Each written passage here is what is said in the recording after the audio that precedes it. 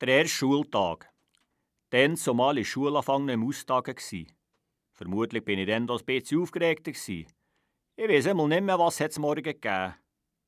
Ja, dann, im 39, hat es noch keine Rationierung gegeben. Gutes Brot und Anken konnte man noch kaufen. Konfitüre hat man selber gemacht. Die Mutter hat geguckt, dass ich gewaschen, gestrählt und in Ordnung angelegt war und die Schuhe gebunden hatte. Und ganz sicher hat sie noch gefragt, ob ich immer diese Nasenlumpen hege.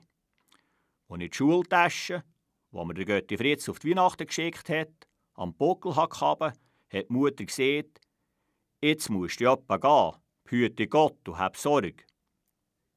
Vor über die Strasse musste ich nicht schier aufpassen. Auf der Hauptstrasse waren die Autos noch zu zählen. Der Milchhändler und die Fischzucht hatten anfangs Lastwagen gehabt und der Doktor ein kleines Personenauto. Der Viehdoktor und der Landjäger hatten noch einen handgeschalteten Motorsackerstoff und die hat man dann schon von weitem gehört. Und natürlich auch die Fuhrwerke, die mit besetzten Steinen auf die Bahn verladen. Aber jetzt war ich ganz einzig auf der Strasse. Kein einziges von den anderen 9 war zu sehen. Das ist mir komisch vorgekommen. Alles Umgucken hat nichts genutzt. So bin ich einzig ins Schulhaus, hübscheli in Gang rein. Und ging war noch kein Mensch herum.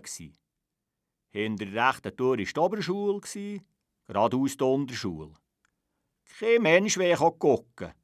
Am liebsten wenig um mich heim. Es hat immer allen Mut gebraucht, dass ich an die Tür pöpperle.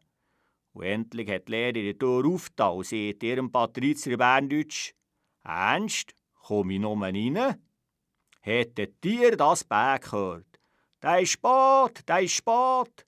Und du sagt die Lehrerin auf alle Suche noch: «Es macht nichts.»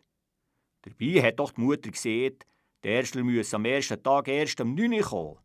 Die anderen mussten doch nicht warten, weil sie eben schon vor 8 im Schulhaus waren. Das hat sich später bei den meisten auch noch geändert.